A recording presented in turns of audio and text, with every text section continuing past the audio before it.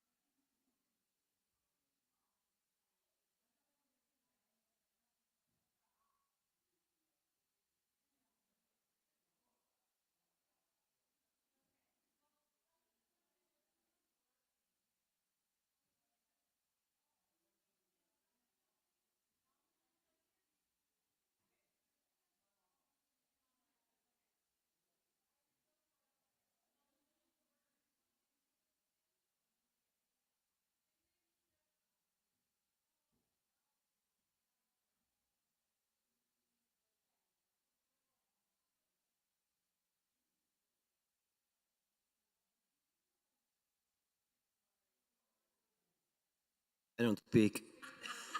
I just count the money. You look good doing it. All right, you guys are ready to roll? I'm amazed at the amount of people that have come to hear about budgets. So, I've heard a rumor that there's somebody that's really excited about this. Is that true? All right, I got a fan. So, I want this to be real casual. If you guys got questions and stuff, let's just talk. I don't need to make this a lecture. And to show you how much that I want this to be casual, I'm going to start with a couple jokes. Okay? So, why'd the budget buy a telescope? It wanted to see the big picture. Okay? Or, why did the budget take up gardening? Because it wanted to learn the art of financial planting. There you go. You got to try, right? Okay, we're going to deal, I got to wait for my turner here. We're going to deal with really three things.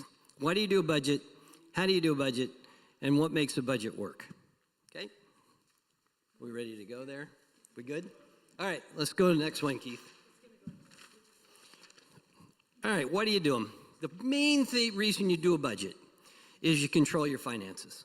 That's what it all boils down to, is if you don't have a budget, you don't have a plan, you don't have a map, you have no way to control it. So, it's a critical tool to take control of your finances. You gain an understanding of your income and your expenses, lets you figure out what you're doing. You can effectively allocate your resources, helps you identify where you're screwing up and spending money where you shouldn't be. And then once you get that all figured out and it's all set in place, there's some peace about it because you know it works, you know where your money's going to be, and you can kind of relax and work through it. Okay? Next one. All right. First thing you got to do is, what are your financial goals?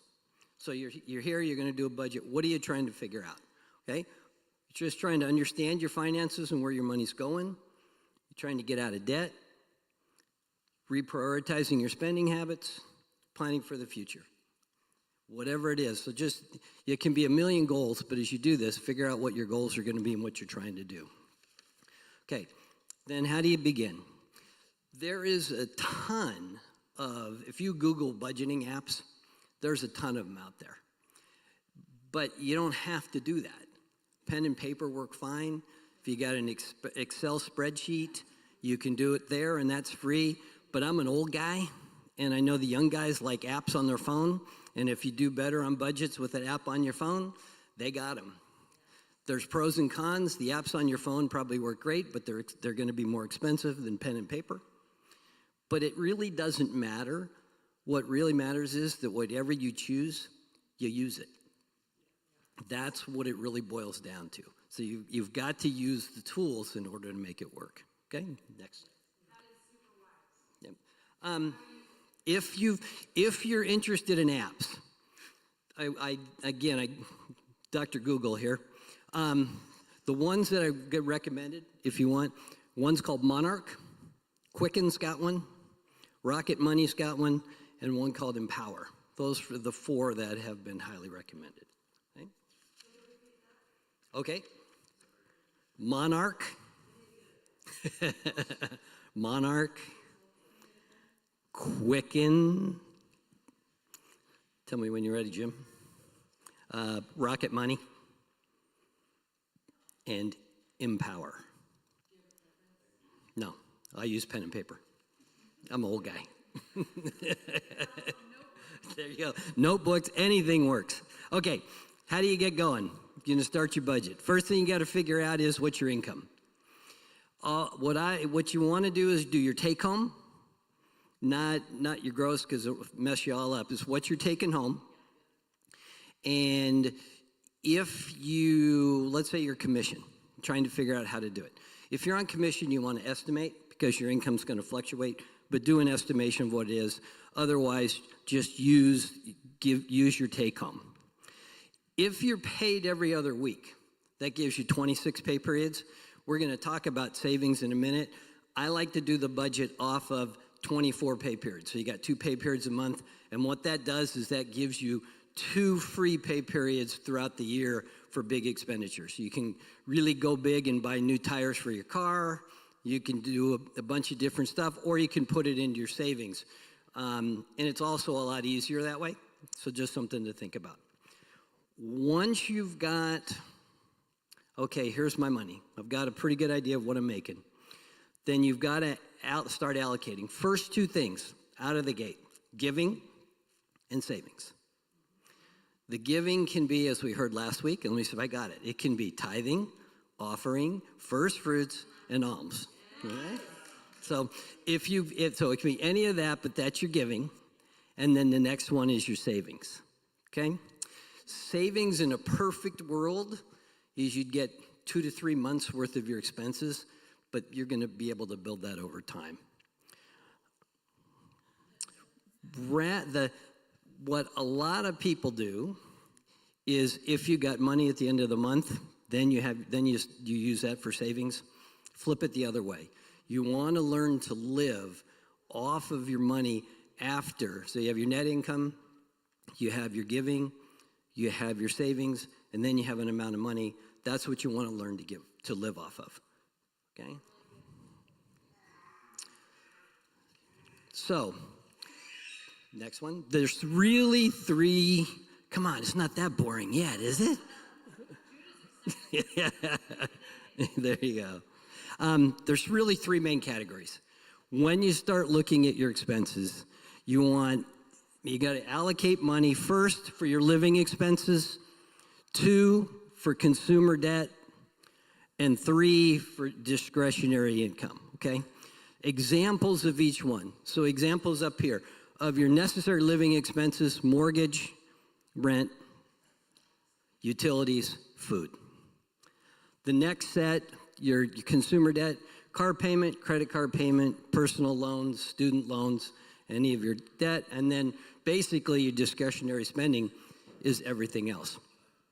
How this thing works is your three pools balance off each other. So the more debt you have, the middle pool, the less money you've got for your necessary living expenses or your discretionary spending.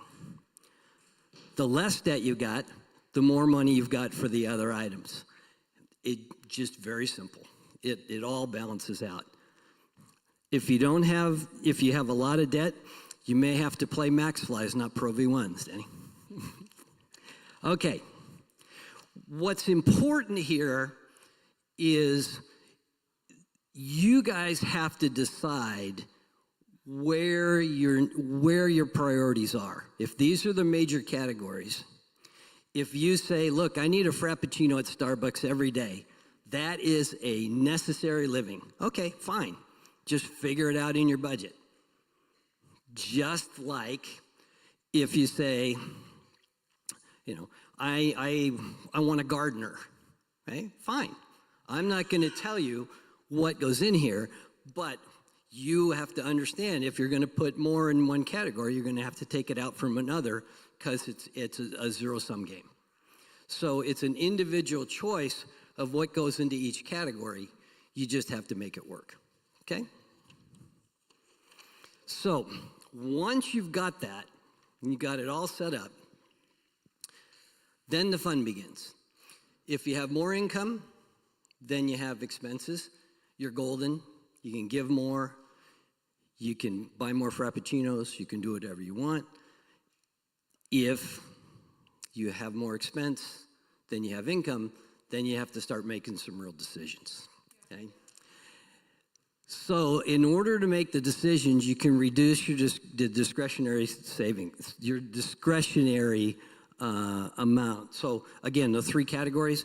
The first one that you have to look at is discretionary because you can't really touch your debt.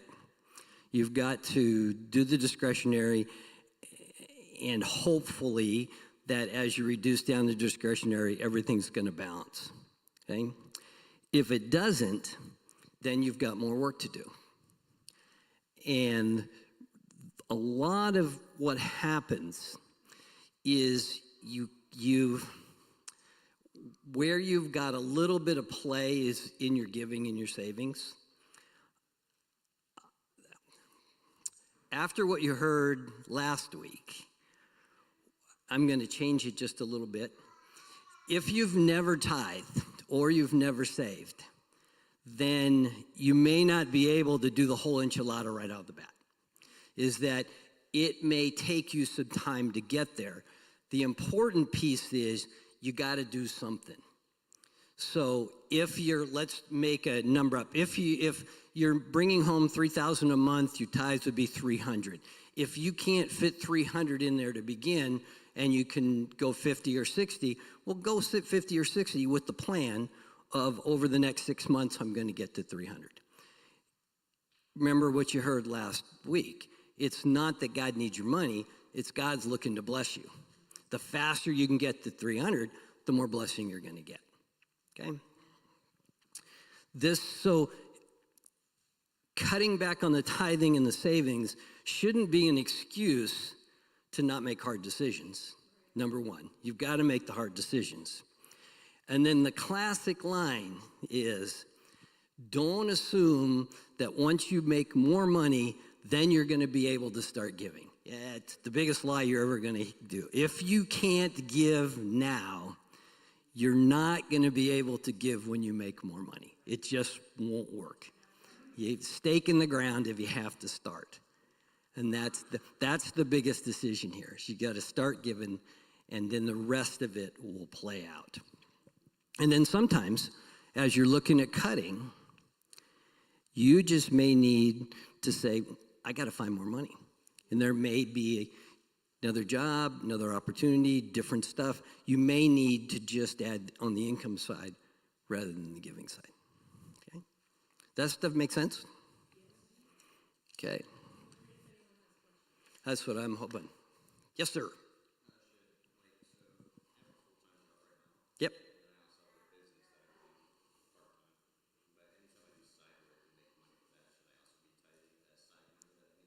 Yes, if it's income. Okay.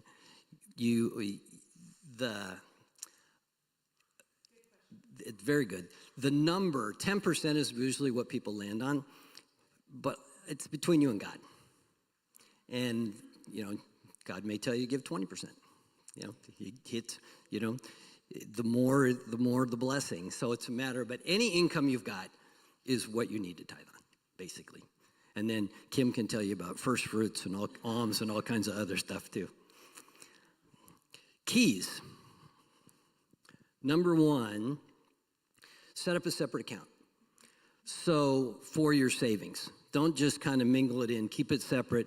And if you have your paychecks come direct deposit, well, go back to your bank or your credit union, and as the direct deposit comes in, have them just put a little bit into a separate account. You can create a separate savings account that you never really see that sits there, and you can, whatever, $20, $15, $50, however you want to put in, it'll go in, you won't see it, and then one day you'll look at it and go, wow, I got $1,000 in here, how'd that happen? It's a very simple way to do it. The other thing, and as Jim reads this, he's going to say, what is he talking about? We have discussions on credit cards. It's important to consolidate your accounts because you got to be able to track what you're spending. And there's really two ways you can do it. You can do it with credit card or you can do it with a debit card. The credit card has huge risks. Okay, hear me again. Don't say, yeah, the guy that did that budgeting thing at church said get a credit card. No, I'm not saying that. But you can use your credit card to your benefit if you're disciplined and you're able to do it. I'll give you a classic example. About 25, 30 years ago, I don't know if you remember when credit card companies were saying transfer your balance over, any debt you have, and transfer it over and you get 0% interest. Well, we transferred a car loan over and got our pink slip and had 0% interest. So it worked fine for us. The catch was that if you ever charged on that credit card, your entire balance was going to be at 24% interest. Okay? So if you're not disciplined, that can wipe you out. So if you have any fear about that, don't get a credit card. But if you know how to work it, what we did is we got the credit card and we shredded it. So you could never use the credit card. And that way, we could continue to make the payments. And we had this SUV, and just for games, my wife, Christy, was making like $25 a month payments just to play with it until it washed out. And we kept the thing for 20 years, and I think we paid, zero interest payments for like 18 or 19 years just for fun. Yeah, that's Sequoia. So you can use them, the credit cards, for your benefit. But again, you have to be disciplined. If there's any worries about not being disciplined or saying, oh, I've got this credit card, I might as well use it, then don't do it. Then go to debit cards or cash. But find a mechanism where you can track your spending. So you watch TV and they've got the Rocket Mortgage ads, the Rocket Money ads. It's like, how many DoorDashers did you do this month? Well, I think I did 3. No, you did 27. That kind of stuff is, you need to be able to find a way and manage and track everything you do so that you can see if you're working with your budget, if you're on budget or you're off budget, okay? By consolidating the accounts, you simplify your tracking, you reduce the opportunity, but you miss the event of missing a payment because you have your budget, you're tracking every month, you can see what you've paid. So the odds of missing a payment are way less, and it creates way more accountability. You've got to track everything. You have to be diligent on this to make sure everything works, okay? So, keys for success. You always want to finish a month. So you want to get a subtotal at the end of a month, and you don't have to go, the month can be the 1st to the 30th. If you're paid on the 15th of every month. You can run your budget from the 15th of the month to the 14th of the next month. However you want to do it. You create your time frame. But you always want to make sure at the end of the month to see where you are, to see how you did. Did I do better? What am I off? What did I miss? How did my budget work? So you always want to close it out at the end of the month. If you didn't plan for an expense at the beginning of the month, don't buy it unless it's an emergency. Okay? You can always plan for it as you look at your next cycle, and that goes back to the discretionary. Can you squeeze enough from your Frappuccino money in order to get a new pair of shoes? Play offense. What I mean by that is, instead of always thinking about cutting, is there ways that you can increase your income? Are there ways? Can you figure out different ways to do it? Start a business, any of the other kind of stuff. Always looking at that. You don't always want to just be cutting, because that's no fun. Are there other ways that you can make this work?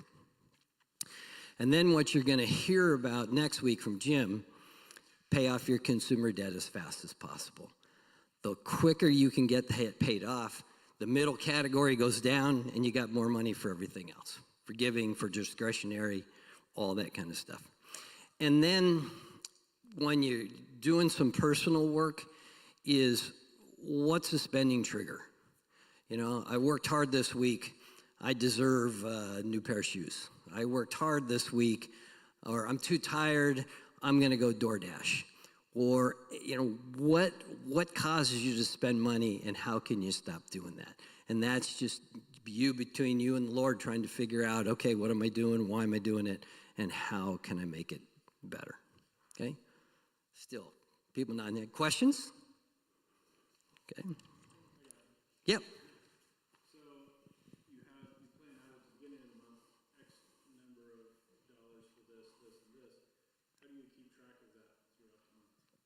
Well, if you're using a debit card, you can just go on your account and watch where your charges come through. Okay, that's the key of tracking. The other thing, if you don't trust yourself with a debit card, I've heard of other people a little more complicated, but they just take cash and they put it in envelopes, and you can have your, this is my rent money, this is my food money, this is my utility money, and when you don't have any more in there, if your food money envelope runs empty and you got a couple days, then you got to figure out what to do. So that's obviously a visual one of, okay, how much do I have and what am I playing with? In my old school way of doing it, in my notebook, Mm-hmm. as I pay it, I cross it off, Yeah. and I change my balance of what the running total is in my little notebook, Mm-hmm. like an old grandma. Yeah. That's how I do it. Jim.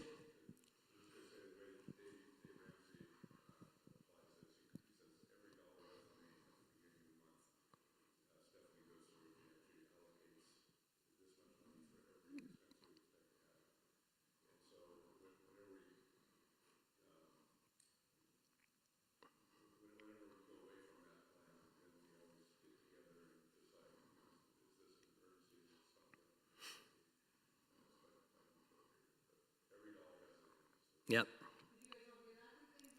So Jim said when they look at their expenses monthly, they say every dollar has a name. So for every dollar, they have it identified of what they're going to spend it on. And when there's discrepancies, they sit down and talk it out and decide how they're going to spend it. Fair enough summary? Okay. Yes, sir. Yep. Come next week and listen to Jim.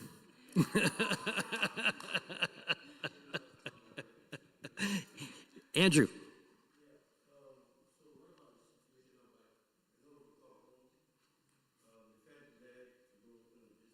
Yep.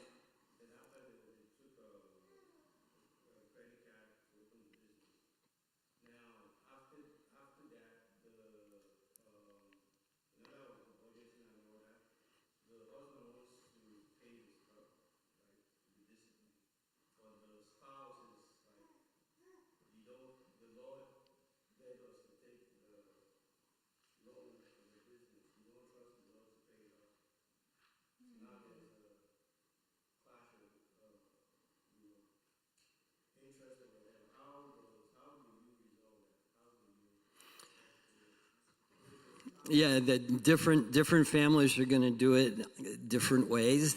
I resolve it on my knees and say, "Our Lord, what do you want? Your money." The fundamental issue here is whether it's you're paying interest or your principal or whatever. It's still God's money, and how do you want me to spend your money?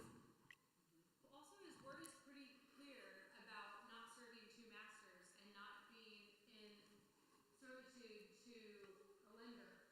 And so I think you follow the word of God that's written as well. So if he leads you to take out a loan, he's going to encourage you to be faithful to pay back that which you've borrowed. He's not going to say, like, stick it to the man, because that's not how God works.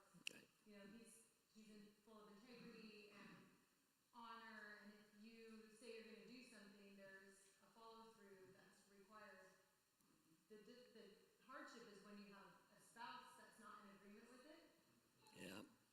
So, but there is a responsibility both integrally, morally, and then also legally. At some point, you'll get in trouble if you don't do it. So, I don't know.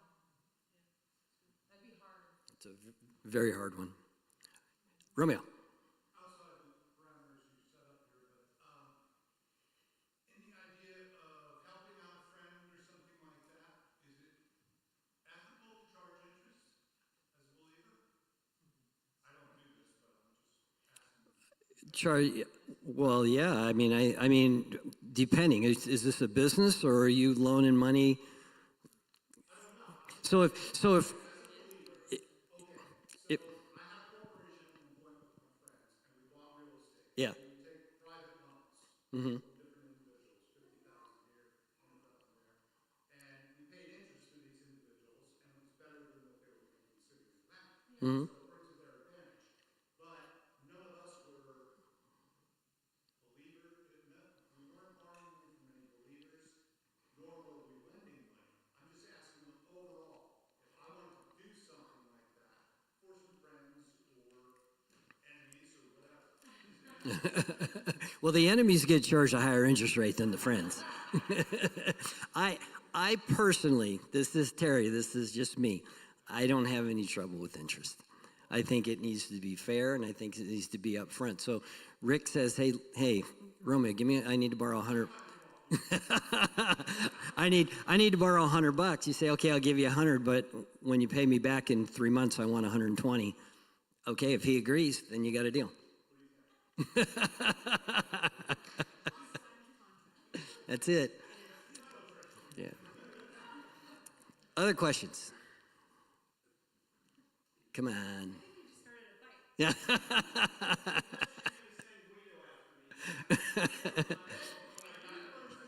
He's got his Jersey boys are going to come see you.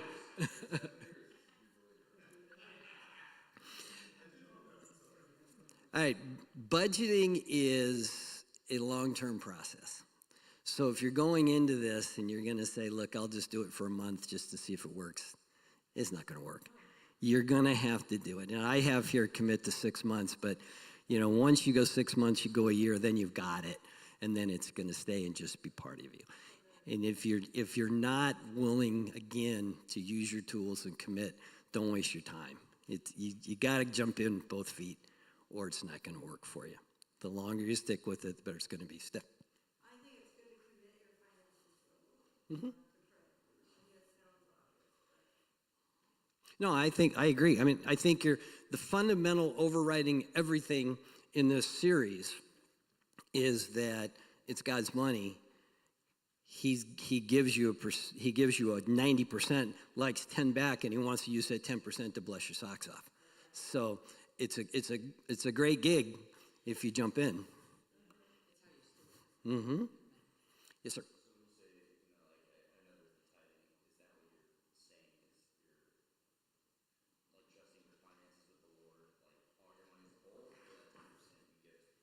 Yep. My premise, again, God owns it all. God's in total control of your life. Yes, you're working hard, but God's given you the ability to do it. He's putting blessing on it. You're getting income off of it. That you take then a percentage and give it back to the Lord to say, thank you, I appreciate what you're doing. It's my offering back. And in return, if you look at the scriptures, you're going to get blessed more than you're going to give. Consistently, and I think most anybody tithing here, I don't think anybody that starts tithing is going to say, man, that's a bad deal. Andrew.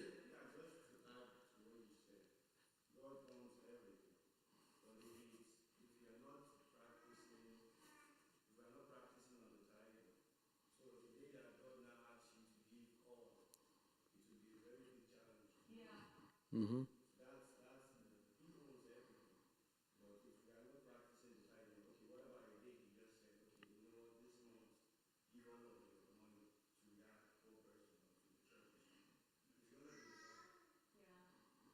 Yeah.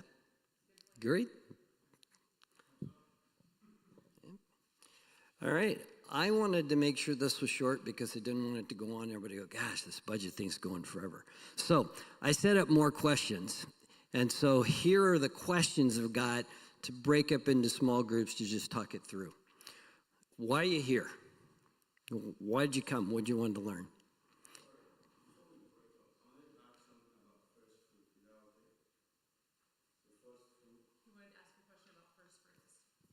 Here's the first fruits expert. Yeah.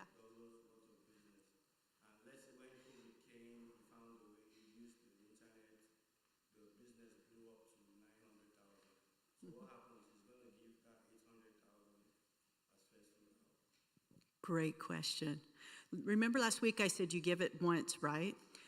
Typically what you do is the very first part of the income that you receive. So not necessarily all 800,000, not necessarily 900,000. However, if God tells you to do it, I'm not interrupting that. But if the very first thing that you sell comes in, say, for $300, that is actually your first fruits. Everything else you start to tithe on as it comes in. Does that make sense? Yeah, the increase. Does that make sense? It's like in the Bible days when they literally meant first fruit. Like they would get their crops, they would get their fruits, the vegetables. That was their first fruit, and they brought it to the priest or the church and the temple and so forth. So Yeah. same thing, it's just now we're monetary. Does that make sense, Andrew? Okay. It's funny, I was watching this Alaska TV show, and this kid shot a beaver or something. He was all excited, and they made him take the beaver and give it to the tribal elder.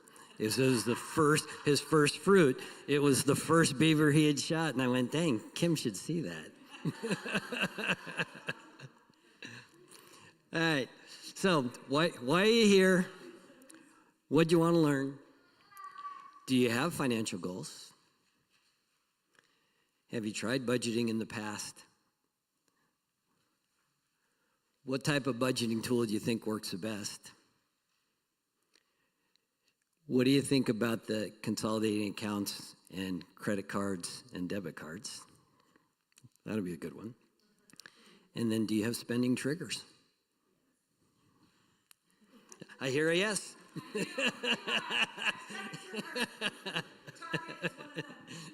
All right, before we break up, we're going to do a commercial for next week.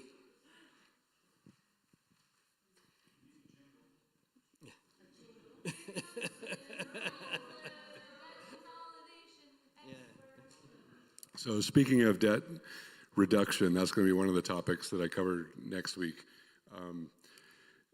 This is something that isn't going to happen in an hour and a half session. You kind of have to do a bit of homework before you jump into that whole process. And I think it's useful to do that maybe before we have this conversation. I have a worksheet here. I call it a debt snowball worksheet, which I borrowed from Dave Ramsey, that term. But if you have debt, or if you're, yeah, sure, you could start passing those out. If you have debt, any debt, honestly, if you could list that during this week before next Wednesday, bring it with you. I want to make it clear that a lot of this stuff is personal information. It needs to be confidential, and I have no interest in seeing your sheet or anything like that, or anyone else. It's between you and your spouse if you're married. That's it. But you should have an idea of specifically what debt you have. And sometimes it's shocking when you actually get it all listed to find out how bad the situation is, maybe, or how good it is, either way. But this information we can use next week to help prioritize the payment of whatever debts that you have, such that we prioritize based on interest rates. We want to get rid of the debt that has the highest interest rates first, obviously. We start with smaller balances, because that way, if you get started on this debt reduction process, you won't get disheartened, because you'll instantly have some quick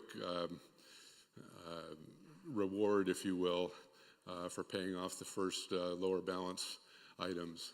So if you could do that, hopefully it's pretty self-explanatory. If you have any questions, let me know. And we'll nail this next week. Thanks. Here you go, here. You want that? Want that?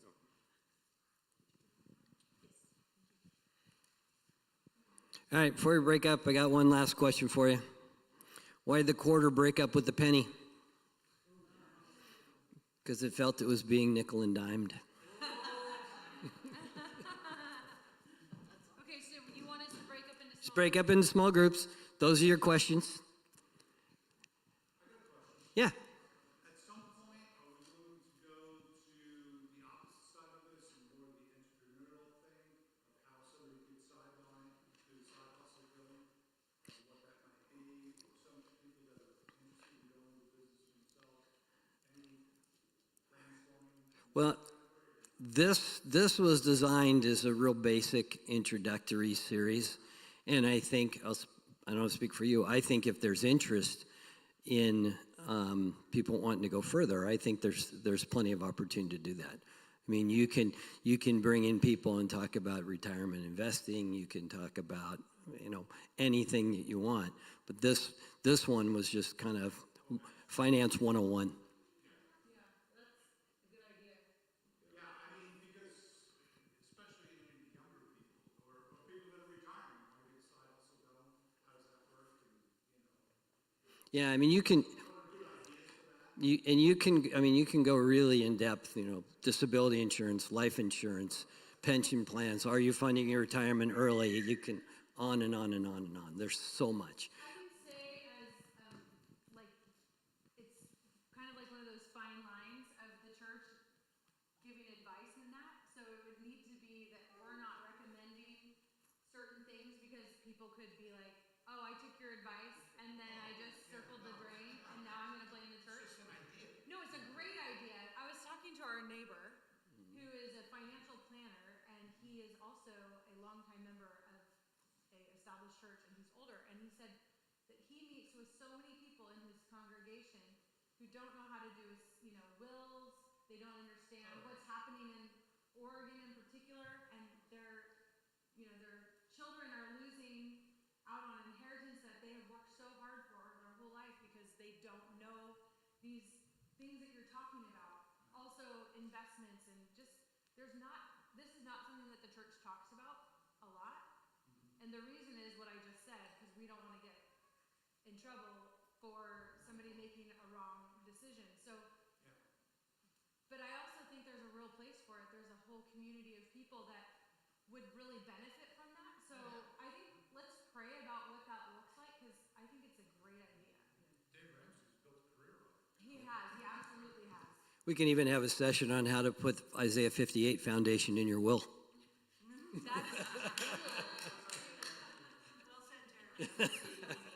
I'm trying. All right, break up into like groups of 4 or 5 and knock out the questions.